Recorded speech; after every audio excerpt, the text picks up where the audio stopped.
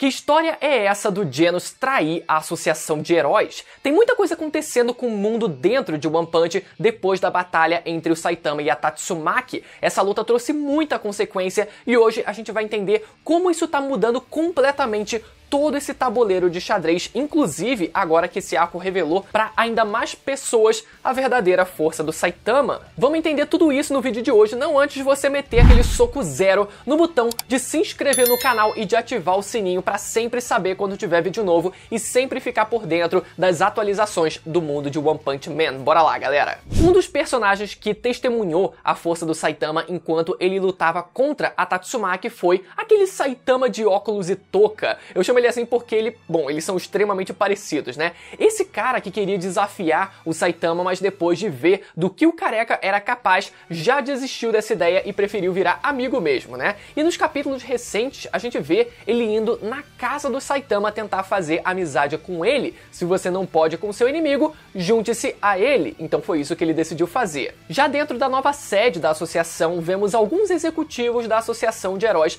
conversando com a Fubuki. A gente descobre que alguns desses executivos estavam escondendo uma cacetada de monstros debaixo do prédio da associação para vender para uma organização de fora.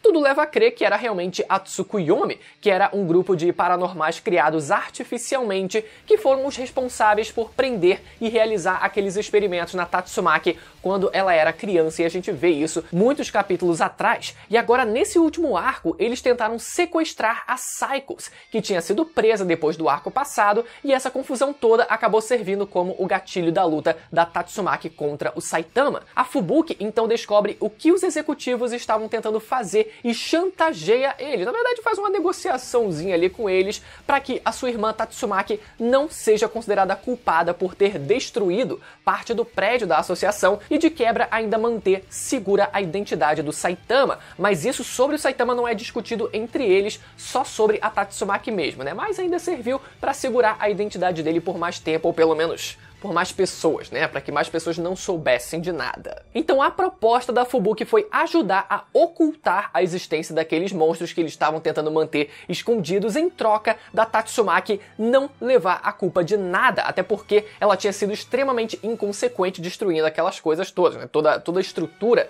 do novo prédio da associação. Então, teoricamente, ela também teve parte da culpa nisso, né? Só que para manter isso, a Fubuki ela decide fazer esse esquema com eles. E para isso, eles manipulam a cena do crime, né, digamos assim, com a Tatsumaki usando o seu poder para espalhar os restos dos monstros pela superfície da associação e fingir que, na verdade, a associação tinha sofrido um ataque externo desses monstros, né, e a Tatsumaki sozinha conseguiu parar eles. Com isso, a Fubuki resgata a Psychos em segredo e leva embora com ela, lembrando que elas estudaram juntos, né, no passado, quando a Psychos ainda era considerada uma humana. Então vamos ver se a Psychos ela vai ser presa de novo ou se a Fubuki, ela, por empatia, vai dar um outro destino pra ela. Vamos torcer pra que a punição dela seja na cama. No fim, o Saitama não aparece nos noticiários e nada da sua força aparece para o grande público, o que foi uma pena, né? Podiam ter pelo menos colocado ele voando, como se fosse um easter eggzinho, e o povo confundisse com qualquer outra coisa. O que é aquilo? É um pássaro, né? Só pra ver o Saitama muito de longe e tal, e eles confundissem com outra coisa, só pra fazer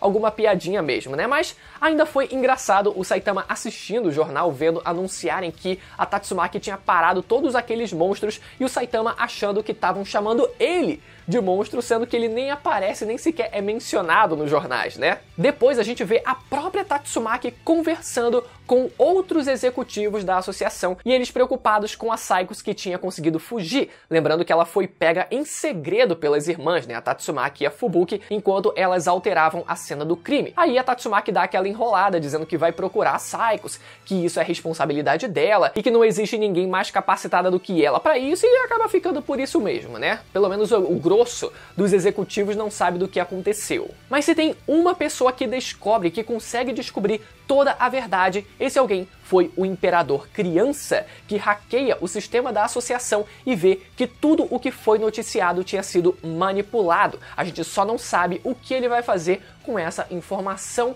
mas o que a gente vê no capítulo seguinte já sugere qual posição ele vai tomar em relação a isso, já que ele, bom, pelo visto, né, não tá conseguindo confiar mais na própria associação para qual ele trabalha. Passado um certo tempo, a Tatsumaki é chamada para estrelar um comercial de TV para recrutar novos heróis e melhorar a imagem da associação de heróis depois do baque que eles sofreram por causa do suposto ataque daqueles monstros que, apesar de não ter sido exatamente do jeito que foi noticiado, ainda afetou a credibilidade da associação em proteger a população e principalmente com os seus patrocinadores. Obviamente, né, a Tatsumaki não vê sentido nenhum naquilo no primeiro momento, já que seria inútil, completamente inútil, atrair um monte de fracassado querendo ser herói. Mas logo depois ela lembra do que o Saitama tinha dito pra ela sobre ele próprio, até pouco tempo atrás, não conseguir derrotar sequer um nível lobo. E como o Saitama realmente mexeu com ela de muitas formas, inclusive, né,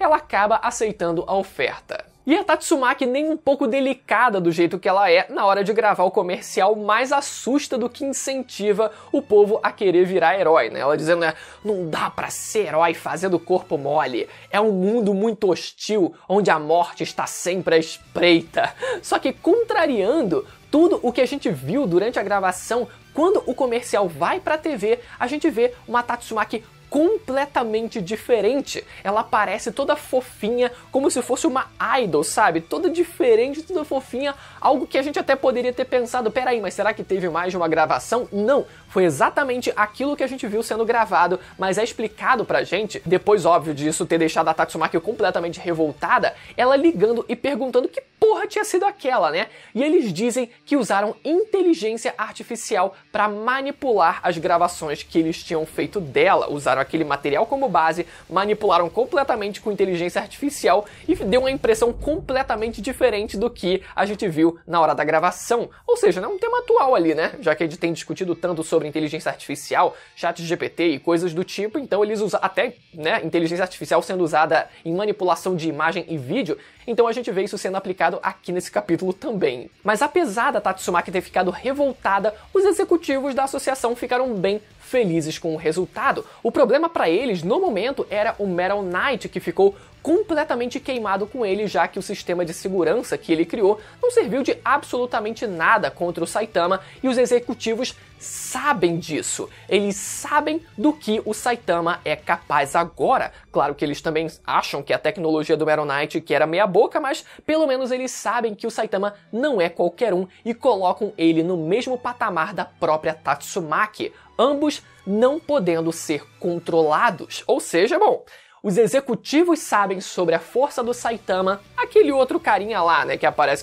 parece até o próprio Saitama também sabe da sua força, a Fubu que testemunhou a sua força também, e a própria Tatsumaki agora também reconhece a força do Saitama. A gente tá aos poucos a coisa ela vai sendo revelada, né? Já do lado de fora, vemos vários novos heróis tentando ser recrutados por alguns olheiros, ou seja, a associação também está correndo atrás deles e não só esperando eles aparecerem. E um desses heróis em potencial é um cara chamado Axel, que tem esse nome por causa do seu estilo de luta, que consiste basicamente na aceleração. A gente vê ele usando aqueles patins ali, né, nos seus pés, então faz sentido esse nome. E também por fazer referência a um machado, que em inglês significa axe, que também é a arma principal que ele usa em batalha. A gente vê ali, né, nessa mesma imagem. Esse cara, ele lidera um grupo de justiceiros chamado de Hunters, e por isso ele chamou tanta atenção dessa forma da própria associação, mas ele diz que despreza completamente a associação, dizendo que eles só se preocupam em proteger os donos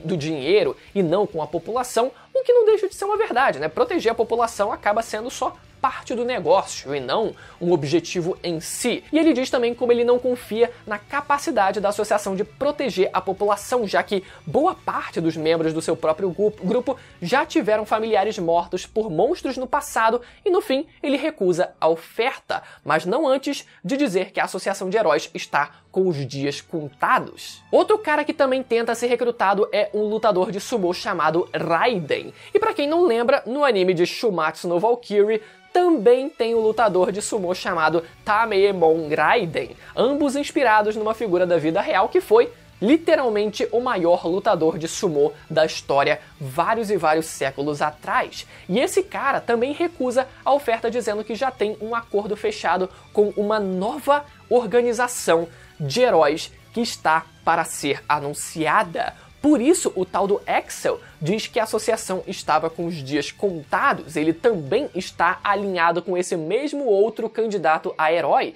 Nisso a gente volta até pro Axel explicando que tem muita empresa que financia a associação de heróis interessada em migrar para essa nova organização e até muitos dos heróis classe S da própria associação também já foram convidados a participarem dessa nova organização. E isso leva a gente a pensar no próprio Imperador Criança, né, que já está completamente desconfiado, já sabe que a associação de heróis mente para o seu público, então, né, ele é um ótimo candidato a isso. E nesse momento vemos o Genos, como sempre, fazendo ali os seus reparos após arco e sendo questionado pelo seu doutor o que ele faria em relação a isso. Ou seja, o próprio Genos também recebeu essa oferta e existe aí uma possibilidade dele também decidir mudar de lado e fazer parte dessa nova organização, né? É óbvio que, ao longo do que a organização ela vai se construindo, a coisa ela pode mudar, assim como aconteceu com a própria Associação de Heróis, que é dito nesse capítulo, né? Que depois de um tempo passou a só se preocupar com o dinheiro que entra e etc. Enfim, se transformou exatamente num negócio, né? E eles querem renovar toda essa estrutura com uma nova organização que também corre, no fim das contas, o mesmo risco que a própria Associação de Heróis também correu de, bom, priorizar o dinheiro, né? Tratar tudo isso como um modelo de negócio e não tendo a principal inspiração salvar as pessoas como um ato heróico em si. Agora eu quero saber de vocês, o que vocês acham que o Genos vai fazer com tudo isso? Será que ele vai mudar realmente de lado ou ele vai permanecer fiel ao Saitama, já que o próprio Saitama também faz parte ainda da associação de heróis tradicional que eles conhecem e que a gente conhece também? Deixa a teoria de vocês nos comentários e lembra mais uma vez de conferir a sua inscrição no canal e de ativar o sininho para sempre saber quando tiver vídeo novo e você sempre ficar atualizado, beleza? Até a próxima, tchau!